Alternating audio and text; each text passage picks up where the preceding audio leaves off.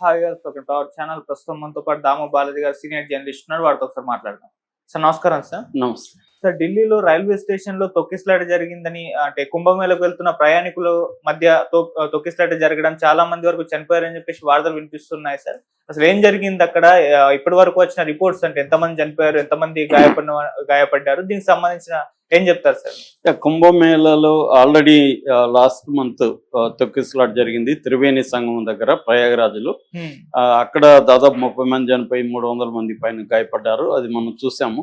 So ఇప్పుడు ఢిల్లీలో మళ్ళీ రాత్రి దాదాపు 10 గంటల ప్రాంతంలో ఢిల్లీ రైల్వే స్టేషన్లో పెద్ద ఎత్తున తొక్కిసలాట, దాదాపు 2000 మంది పైన ఆ ప్లాట్ఫామ్ 14 and 13 and 12 ఈ 3 ప్లాట్ఫామ్స్లో విపరీతంగా విజువల్స్ చూస్తూ ఉంటే భయం వేస్తుంది, అంత భయంకరంగా ఉన్నారు.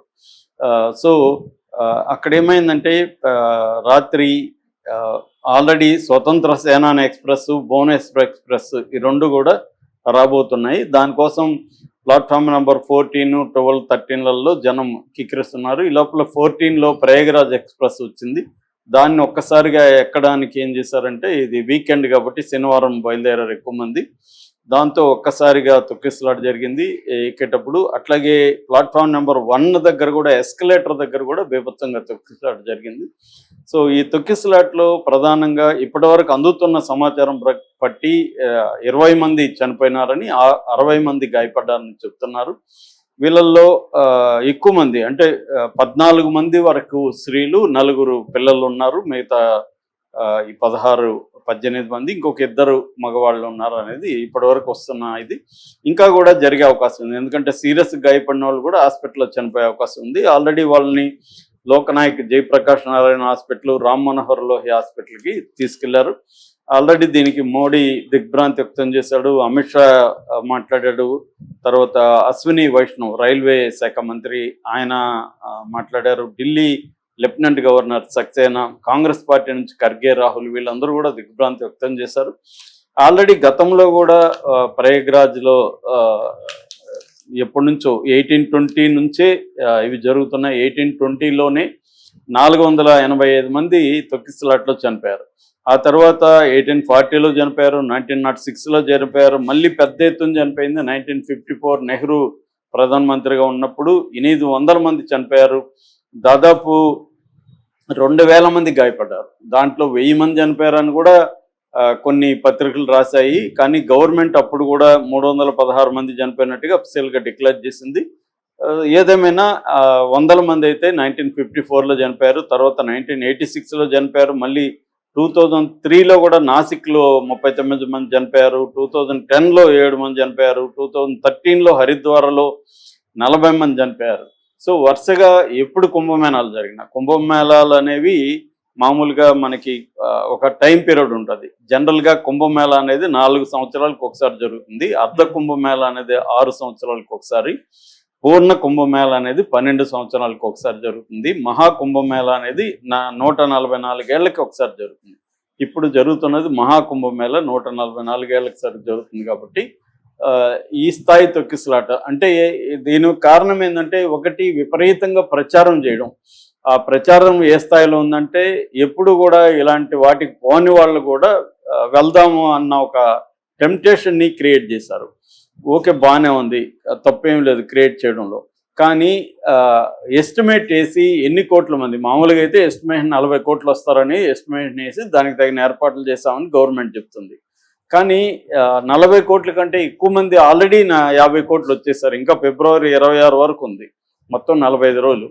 సో ఇది రాను పెరుగుతూనే ఉంది. దీనికి ప్రధాన కారణాలు ఇప్పుడు అక్కడ ఉన్న వాళ్ళంతా దాన్ని పరిశీలించిన వాళ్ళు అనలైజ్ చేస్తున్నది అంటే, ఒకటి పబ్లిక్ సేఫ్టీకి సంబంధించిన మెజర్స్ తీసుకోవడంలో ఉత్తరప్రదేశ్ గవర్నమెంట్ ఫెయిల్ అయిందని. ఇది వచ్చి ప్రధానంగా 4 ఏరియాల్లో జరుగుతుంది: హరిద్వారు, ప్రయాగరాజు, నాసిక్, త్రయంబక్ అండ్ ఉజ్జయిన్. ఈ 4 ఏరియాల్లో జరుగుతుంది అన్నమాట. ఈ 4 ఏరియాల్లో ప్రయాగరాజ్లో ఎక్కువ వెళ్తున్నారు, త్రివేణి సంఘం అక్కడ ఉంది కాబట్టి అక్కడికి ఎక్కువ జనం వస్తున్నారు. అక్కడ ఏర్పాట్లు సరిగా లేవు అనేది number 1. Number 2, crowd control, crowd మేనేజ్మెంట్కి సంబంధించిన ఎంతో టెక్నాలజీ, ఎంతో మెథడ్స్ డెవలప్ అయినా దాన్ని అమలు చేయడంలో ఫెయిల్యూర్ అవుతున్నారు అనేది నెంబర్ 2. నెంబర్ 3, వివిఐపీల ఒత్తిడి. వివిఐపీలు కోసం ప్రత్యేకంగా జనాల్ని ఆపడం, ఇది మనకు అనేక చోట్ల తిరుమలలో కూడా ఆ మధ్య జరిగింది ఇదే ప్రాబ్లం. వివిఐపీల కోసం మిగతా వాళ్ళని మామూలు క్యూలలో పంపించడం వల్ల వాళ్ళకి వెయిటింగ్ పీరియడ్ పెరిగిపోతూ ఉంటుంది. సో ఆ మధ్య గతంలో చంద్రబాబు ఉన్నప్పుడు కూడా కృష్ణ పుష్కరాలప్పుడు చనిపోవడానికి కారణం చంద్రబాబు వాళ్ళు వెళ్ళడం, దానికి తగిన ఏర్పాటు లేకపోవడం. సో ఈ వివిఐపి కల్చర్ వల్ల కూడా ఇది నెహ్రూ 1954లో కూడా వివిఐపీల కల్చర్ మీద నెహ్రూనే మాట్లాడాడు, వివిఐపీలు చేయకూడదు, దీనివల్ల జరిగిందని. సో అది ఒకటి. నెక్స్ట్ ఇన్ఫ్రాస్ట్రక్చర్ డెవలప్ చేయకపోవడం, తగినంత ఇన్ఫ్రాస్ట్రక్చర్. ఇప్పుడు అసలు రోడ్ యాక్సిడెంట్లోనే మొన్న కూడా మన ఇక్కడ హైదరాబాద్ నుంచి పోయిన వాళ్ళు చనిపోయారు. నాకు తెలిసిన ఒక పోలీస్ అండ్ ఫ్యామిలీ వెళ్ళినప్పుడు వాళ్ళ కారు కూడా యాక్సిడెంట్ అయింది. అలాగే చాలా వెహికల్స్ యాక్సిడెంట్లకు కారణం ఏంటంటే లక్షల కార్లు, లక్షల వెహికల్స్ వెళ్ళిపోతున్నాయి. మొన్న ఇప్పుడు 300 కిలోమీటర్లు ట్రాఫిక్ జామ్ అంట, చరిత్రలో ఎప్పుడూ లేదు, లాంగెస్ట్ ట్రాఫిక్ జామ్ అనమాట.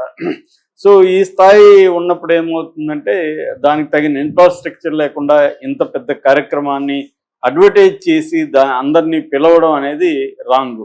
మామూలుగా సైలెంట్గా చేస్తుంటే ఎంతమంది పోతే అంతమంది పోయి ఉండేవాళ్ళు. కానీ పెద్ద ఎత్తున ఇది సోషల్ మీడియాలో వైరల్ చేసి దీనికి తగిన ఇవి లేవు.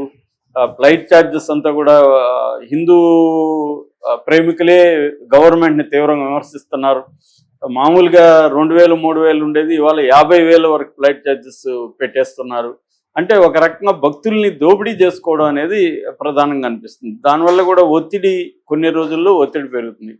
అట్లాగే బ్యారికేడ్స్ సరిగా లేకపోవడం వల్ల బ్యారికేడ్స్ని తోసేసి జనం పరిగెత్తడం, బ్యారికేడ్స్ ఎక్కేయడం, ఇట్లాంటివి జరుగుతున్నాయి. బ్యారికేడ్స్ని స్ట్రాంగ్గా చేయలేదనేది నెక్స్ట్ ఏంటంటే ఈ ఘాట్స్కి క్లోజ్డ్ రూట్స్ ఉండడం.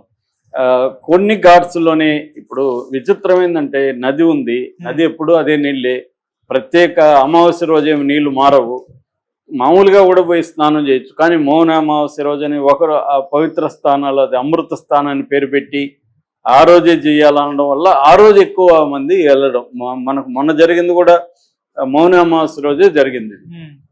సో ఇటువంటి ఇవి మార్చాలి, భక్తుల్ని ఎడ్యుకేట్ చేయాలి. మీరు మామూలు రోజుల్లో కూడా చేయండి, సపరేట్గా అమృత స్థానాలు ఏమో పెట్టకూడదు. ఇవి చేయడం వల్ల ఏమవుతుందంటే అందరికీ అదే రోజు పోటీ అదే రోజు చేయాలి స్నానం అనే ఒక ఇది వచ్చేసిన ఒక క్రేజ్ అనేది జనాల్లో క్రియేట్ అయింది. దానికి తగినట్టుగా ఎక్కువ ఘాట్స్ ఏర్పాటు చేయకపోవడం, దాంట్లో క్లోజ్డ్ రూట్స్ ఉండడం, దీనివల్ల కూడా జరుగుతుంది. ఖచ్చితంగా ఇది ప్రభుత్వాల వైఫల్యం. ఎందుకంటే నేను చెప్పినట్టుగా 1820 నుంచి కుంభమేళాల్లో మనకు తెలిసిన చరిత్ర, అక్కడి నుంచి కుంభమేళాల్లో తొక్కిసలాట జరుగుతూనే ఉన్నాయి.